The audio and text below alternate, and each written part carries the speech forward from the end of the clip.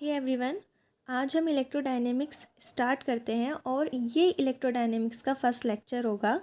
जो students CSIR net की तैयारी कर रहे हैं और MSc BSc में, उनके लिए ये वीडियो काफ़ी यूज़फुल होगी। तो सबसे पहले हम बेसिक टॉपिक्स को ही क्लियर करेंगे, ठीक है, क्योंकि जब तक बेसिक टॉपिक्स ही क्लियर नहीं होंगे तो आपको आगे समझ नहीं आएगा। तो हम आज कोऑर्डिनेट सिस्टम के बारे में पढ़ेंगे कि कोऑर्डिनेट सिस्टम होता क्या है। कोऑर्डिनेट सिस्टम होता क्या है, उसका एरिया एलिमेंट कैसे लिखते हैं, वॉल्यूम एलिमेंट कैसे लिखते हैं और डिस्प्लेसमेंट एलिमेंट कैसे लिखते हैं, ठीक है, और वेक्टर ट्रांसफॉर्म कैसे करते हैं, Cartesian to spherical, spherical to cylindrical, इन सभी के बारे में हम डिस्कस करेंगे। और इन इलेक्ट्रोडायनेमिक्स पढ़नी है तो हमें कर्ल और डाइवर्जेंस भी निकालने आने चाहिए, ठीक है। तो हम आज बेसिक ही क्लियर करेंगे और ये हमारा फर्स्ट लेक्चर है, ठीक है। तो शुरू करते हैं। सबसे पहले कोऑर्डिनेट सिस्टम देखते हैं। कोऑर्डिनेट सिस्टम हमारे क्या है? कोऑर्डिनेट सिस्टम क्या है? जो हमें किसी भी ऑब्जेक्ट की पोजीशन को डिफाइन करे स्पेस में, वो हमारे कोऑर्डिनेट सिस्टम होते हैं, ठीक है। ये एक तरह से एक मैथमेटिकल टूल है। कोऑर्डिनेट सिस्टम कुछ नहीं है, सिर्फ एक मैथमेटिकल टूल है जिससे हम किसी भी ऑब्जेक्ट की पोजीशन और मोमेंटम को डिस्क्राइब कर सकते हैं, ठीक है। सपोज डेट कोई ऑब्जेक्ट जो है 3 डायमेंशन में है, ठीक है। ये एक्स एक्सिस हो गई, ये वाई एक्सिस हो गई और ये जेड एक्सिस हो गई, ठीक है। X axis, Y axis, Z axis. और ओरिजिन पर कोई ऑब्जेक्ट है, या मैं हूँ, मैं ओरिजिन पर खड़ी हूँ और एक ट्यूब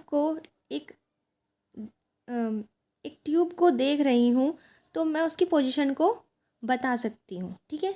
तो कोऑर्डिनेट सिस्टम यही है। कोऑर्डिनेट सिस्टम जो है पोजीशन और मोमेंटम को डिफाइन करता है। अब बात करते हैं टाइप्स ऑफ कोऑर्डिनेट सिस्टम की। और एक चीज़ और कि हमें कोऑर्डिनेट सिस्टम जो है, इसमें हमें एक DL, DA और DV कैसे फाइंड आउट करेंगे, वो हम टाइप्स ऑफ कोऑर्डिनेट सिस्टम को देखते हुए फाइंड आउट करते हैं। देखिए, टाइप्स ऑफ कोऑर्डिनेट सिस्टम, 3 तरह का हमारा कोऑर्डिनेट सिस्टम होता है। पहला है हमारा कार्टेशियन कोऑर्डिनेट सिस्टम, दूसरा है हमारा स्फेरिकल कोऑर्डिनेट सिस्टम और थर्ड है हमारा cylindrical coordinate system. Cartesian coordinate system में हम क्या निकालेंगे? DL निकालेंगे, DA निकालेंगे और DV निकालेंगे, ठीक है। DL वेक्टर और DA वेक्टर, ठीक है। और स्फेरिकल कोऑर्डिनेट में भी हम DL वेक्टर निकालेंगे, DA वेक्टर निकालेंगे और DV वेक्टर निकालेंगे। सिलेंड्रिकल कोऑर्डिनेट में भी हम DL वेक्टर निकालेंगे, DA वेक्टर निकालेंगे एंड DV वेक्टर निकालेंगे, ठीक है। तो सबसे पहले हम कार्टेशियन कोऑर्डिनेट को समझते हैं, ठीक है। कार्टेशियन कोऑर्डिनेट सिस्टम क्या है? ये 3 एक्सिस का, इसमें हम एक 3 एक्सिस का एक सेट लेते हैं। जो 3 एक्सिस जो होती हैं वो XYZ, वो एक दूसरे के क्या होती हैं? परपेंडिकुलर होती हैं, ठीक है। उन एक्सिस की सेट की सहायता से हम किसी भी ऑब्जेक्ट की पोजीशन को डिफाइन कर सकते हैं एट ए टाइम T पर, ठीक है। मैं दोबारा बता देती हूँ कि इसमें हम एक 3 एक्सिस का एक सेट लेते हैं और वे तीनों एक्सिस एक दूसरे के परपेंडिकुलर होती है, और उन तीनों एक्सिस की हेल्प से हम किसी भी ऑब्जेक्ट की पोजीशन को डिस्क्राइब कर सकते हैं एट टाइम T पर, ठीक है। तो सबसे पहले हम इसका DL निकालना सीखते हैं, ठीक है। तो देखिए, मैंने एक एक्सिस ली है 3 डायमेंशन में, मैंने 3 डायमेंशन में 3 एक्सिस ली हैं, ठीक है। ये है हमारी एक्स एक्सिस, ये है मेरी वाई एक्सिस एंड ये है मेरी जेड एक्सिस, ठीक है। ये है हमारा ओरिजिन। क्या है ये? ओरिजिन है, ठीक है। अब इस ओरिजिन से हमने यहाँ पर एक पॉइंट माना P, यहाँ पर हमारा ऑब्जेक्ट रखा है पॉइंट P पर, और उस पॉइंट के कोऑर्डिनेट है XYZ, ठीक है। ये यहाँ पर हमारा ऑब्जेक्ट है, ठीक है। यहाँ हमारा ओरिजिन है। ओरिजिन से लेके P तक की जो डिस्टेंस होगी वो कितनी होगी? वो कितना वेक्टर होगा? R वेक्टर होगा। पोजीशन वेक्टर मतलब पोजीशन जो होगी वो कितनी होगी? R वेक्टर होगी, ठीक है। तो हमने क्या लिख दिया? उसकी पोजीशन कितनी होगी? XI cap, Y J cap plus Z K cap, ठीक है, इस तरह भी लिख सकते हैं। और R vector is equal to X X cap plus Y Y cap plus Z Z cap. तो घबराइए मत इसे देखकर, ठीक है, ये यही है सेम। अब इस पोजीशन वेक्टर का जो मैग्नीट्यूड होगा वो कितना होएगा, R vector is equal to under root X square plus Y square plus Z square होगा, ठीक है। अब मान लीजिए, और इसकी जो डायरेक्शन होगी इस पोजीशन वेक्टर की, वो डायरेक्शन कितनी होगी वो देख लेते हैं, ठीक है। आर कैप इसकी डायरेक्शन मान लो, तो इसकी डायरेक्शन कितनी होगी, यूनिट वेक्टर जैसे निकालते हैं, कैसे निकालते हैं, r vector upon mod of r vector, इसका मैग्नीट्यूड। तो आर वेक्टर कितना है, x i cap plus y J cap plus z के कैप, और इसका मैग्नीट्यूड कितना निकाला हमने, x square plus Y square z square, ठीक है। मान लीजिए अब ये जो ऑब्जेक्ट है वो यहाँ पर आ गया, ठीक है। मान लेते हैं कि उस ऑब्जेक्ट की पोजीशन अब यहाँ हो गई, इसको हमने पी डैश बोल दिया, और ये हो गया। अब इसके जो कोऑर्डिनेट्स हैं वो कितने हैं, x plus D x, y plus D y, z plus D y, ठीक है। तो जो वो ओरिजिन से कितना चला है, एक्स प्लस डी एक्स चला है, ठीक है, वाई प्लस डी वाई चला है, जेड प्लस डी वाई चला है। देखो, कोई भी ऑब्जेक्ट है या कोई भी पर्सन है वो एक्स एक्सिस पर चला, ठीक है।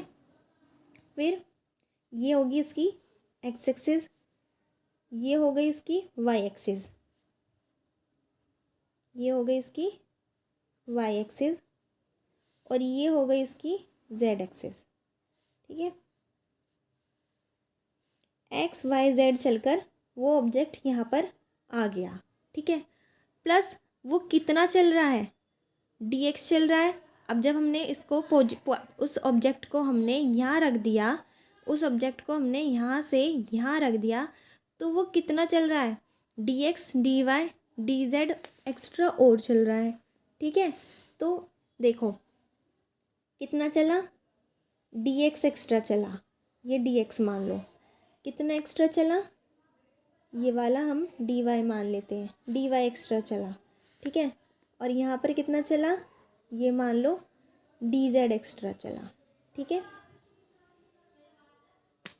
समझ में आ रहा है ना। तो डी एक्स एक्स्ट्रा चला है, डी वाई एक्स्ट्रा चला है, डी जेड एक्स्ट्रा चला है।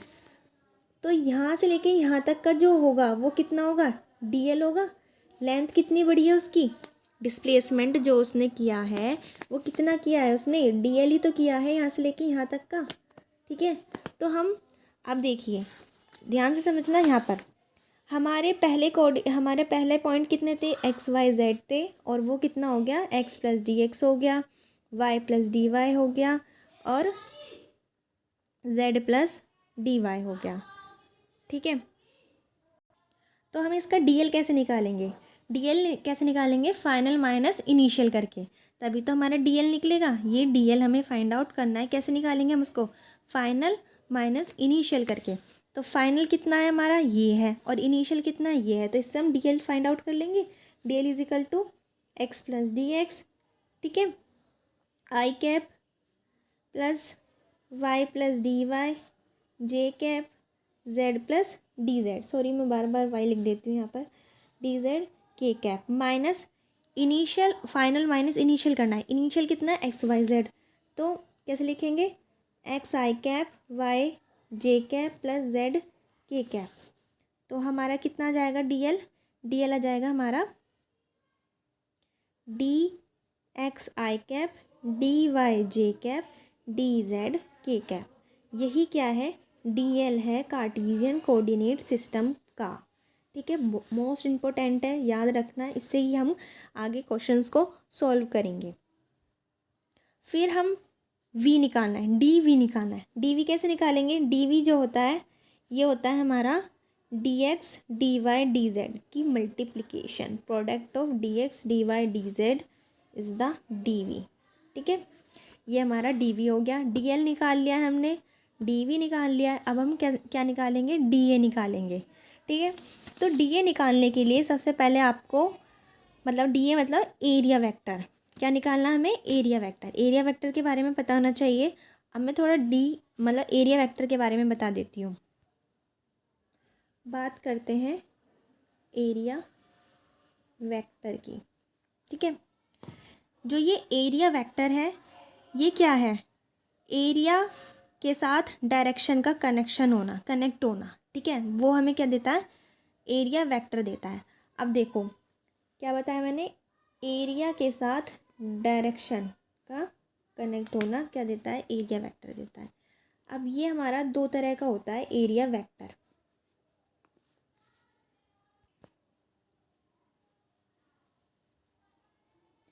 एक होता है हमारा ओपन एरिया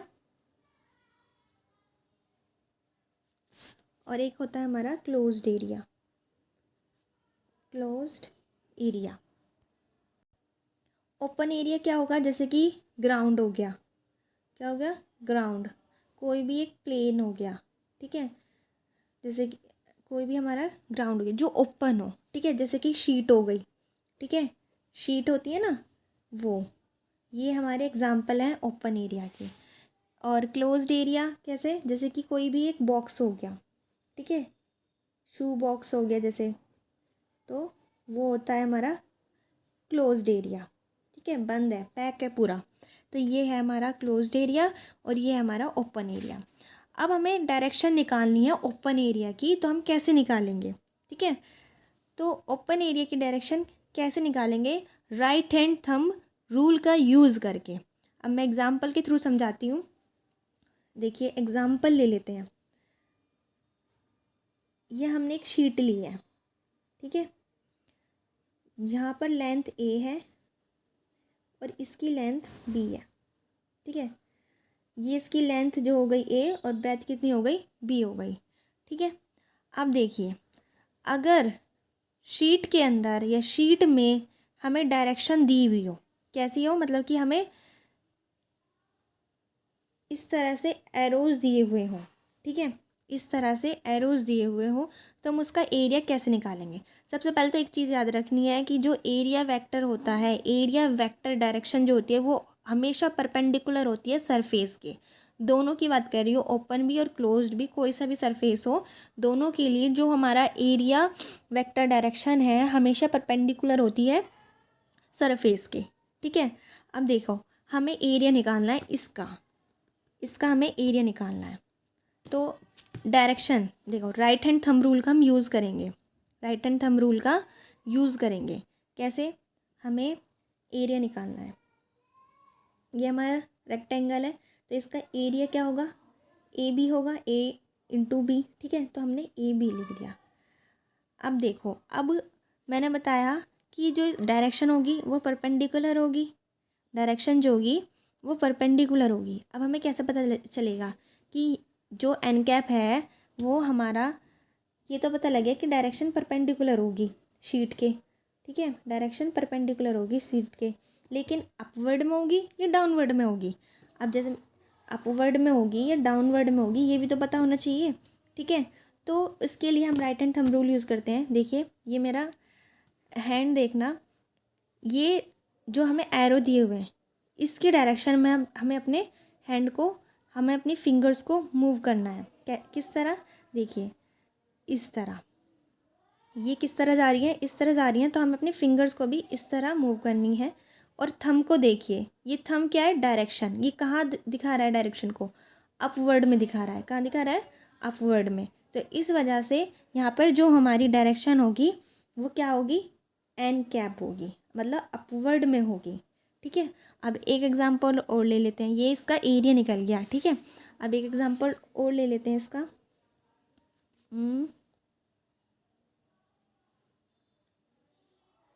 ये हमने एक एरी शीट ले ली है।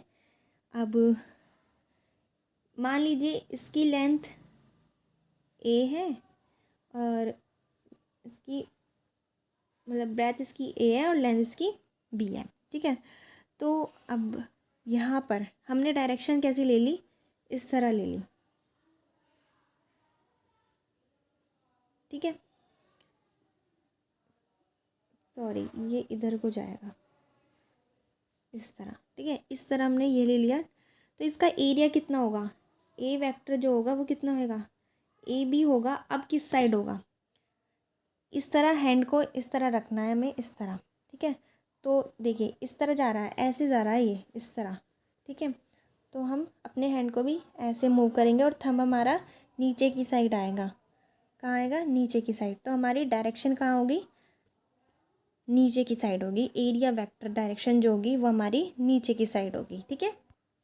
यहाँ पर हमारा जो एरिया वेक्टर डायरेक्शन है वो परपेंडिकुलर होगी बट नीचे की साइड होगी। तो हम इसे माइनस के एन कैप भी लिख सकते हैं और करके A vector is equal to A B N cap dash से भी शो कर सकते हैं, ठीक है। ये तो था ओपन एरिया का कॉन्सेप्ट। अब हम बात करते हैं क्लोज्ड एरिया की, ठीक है। एरिया वेक्टर के बारे में मैंने आपको ओपन एरिया बता दिया है। अब हम क्लोज वेक्टर की बात करते हैं। जो क्लोज्ड एरिया है उसमें हमारा कैसा होगा, क्लोज्ड एरिया में जो सरफेस एरिया होता है, मतलब सॉरी, क्लोज्ड एरिया में हमारा जो एरिया वेक्टर डायरेक्शन होती है वो हमेशा परपेंडिकुलर होती है सरफेस के, बट आउटवर्ड डायरेक्शन में होगी। देखिए जैसे कि ये सरफेस है इसका, है ना। तो जो हमारा एरिया वेक्टर डायरेक्शन होगा, एरिया वेक्टर डायरेक्शन जो होगा वो बाहर की साइड होगा, आउटवर्ड होगा, अंदर की साइड नहीं होगा, अंदर की साइड नहीं होगा, बाहर की साइड ही होगा। ये हमारा एरिया है, ठीक है। तो इसमें जो एरिया वेक्टर डायरेक्शन है ना वो बाहर की साइड ही क्या होगा, इसके परपेंडिकुलर होगा, ठीक है, सरफेस एरिया के। लेकिन ये क्लोज्ड एरिया में है, ठीक है। क्लोज्ड एरिया में बाहर की साइड होगा, ये याद रखना है। ओपन एरिया में हमारा कैसे भी हो सकता है, ठीक है। अब देखो ये मैं थोड़ा एग्जाम्पल के थ्रू समझाती हूँ क्लोज्ड एरिया का कैसे निकालते हैं। एक एग्जाम्पल ले लेते हैं।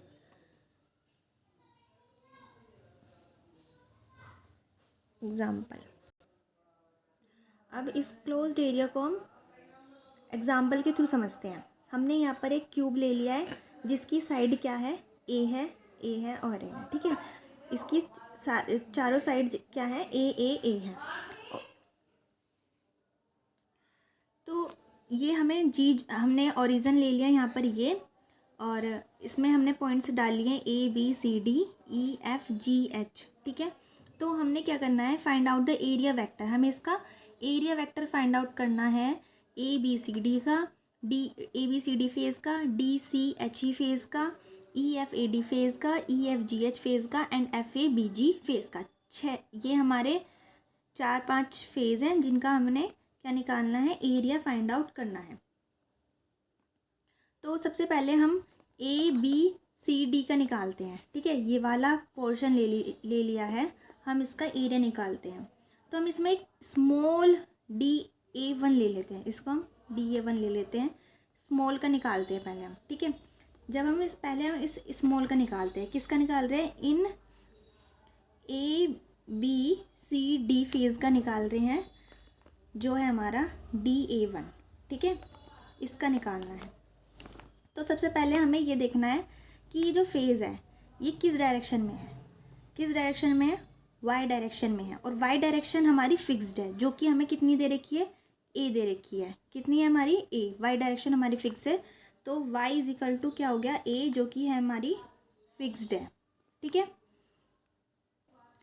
तो सबसे पहले हम इसका DL निकालते हैं। DL निकालने का क्या फॉर्मूला है, DL is equal to DXI cap plus DYJ cap plus DZ K cap. यहाँ पर हमने DL निकाला था ये, तो हमने ये फॉर्मूला यहाँ पर लिख दिया है, DL is equal to DXI cap DYJ cap plus DZ K cap. अब देखिए y हमारा फिक्स है, तो ये वाला जो है इसको हम फिक्स है तो इसको हम नहीं लिखेंगे, सिर्फ हम DL में क्या लिखेंगे, जो मतलब कि जो हमें एरिया लिखना है वो कैसे लिखते हैं, DA1 vector is equal to DX का आएगा, DZ का आएगा और जो हमारा फिक्स है उसकी डायरेक्शन आएगी, ठीक है। तो इस तरह से हमने DA1 का क्या निकाल लिया है, एरिया वेक्टर निकाल लिया है, ठीक है। तो अब हमें इसका पूरे का निकालना है। इस पूरे पोर्शन का निकालने के लिए हम कैसे क्या करेंगे, हम इसका इंटीग्रेशन कर देंगे। तो DA1 और यहाँ पर डबल होएगा DX DZ J कैप। तो यहाँ पर क्या आएगा, A1 vector is equal to integration of dx integration of dz और j कैप। तो dx हमारा कितना है, a है, और dz कितना है हमारा, a है, ठीक है। तो यहाँ पर क्या हो जाएगा, a स्क्वायर j कैप आ जाएगा A1 वेक्टर, ठीक है। अब इसी तरह हम दूसरे फेज़ का निकालते हैं। क्या है हमारा फेज़, नेक्स्ट फेज़ है हमारा DCHE। इन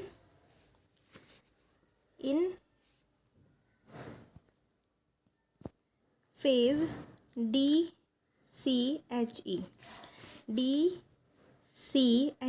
ये वाला फेज़ ले लेते हैं अब हम, ठीक है। यहाँ पर भी हम एक स्मॉल यहाँ पर ले लेते हैं, ठीक है। यहाँ पर भी हमने एक स्मॉल ये वाला है हमारा फेज़, ठीक है। तो हमने यहाँ पर DA2 ले लिया, जैसे सपोज डैट। तो हम DA2 का निकालेंगे। तो यहाँ पर देखो DA2 में हमारा क्या फिक्स है, एक्स फिक्स्ड है। तो x is equal to a, यहाँ पर हमारा क्या है, फिक्स्ड है, ठीक है। तो वही हम DL is equal to DX I cap plus DY J cap plus DZ K cap, ये हमारा DL का फॉर्मूला हो गया। अब यहाँ पर हमारा x वाला फिक्स्ड है, तो x वाले को हम फिक्स्ड ही रखेंगे। A2 निकालना है हमें, तो क्या आएगा, DY DZ, और जो हमारा फिक्स है उसकी डायरेक्शन आएगी, ठीक है। अब हम इसका, ये तो हमने स्मॉल के लिए निकाला है, अब हम इसका क्या निकाल देंगे, पूरे के लिए निकालने के लिए इंटीग्रेशन कर देंगे। तो DA2 vector is equal to double integration DY DZ I cap, ठीक है। तो ये A2 वेक्टर हो जाएगा, यहाँ DY DZ I कैप। तो ये कितना आ जाएगा हमारा, यह हमारा आ जाएगा A square I cap A2 vector. इसी तरह हम सारे फेज़ का फाइंड आउट कर लेंगे, EFAD का भी, EFGH का भी, और FABZ का भी। आई होप आज का लेक्चर आपको समझ आया होगा। Thank you.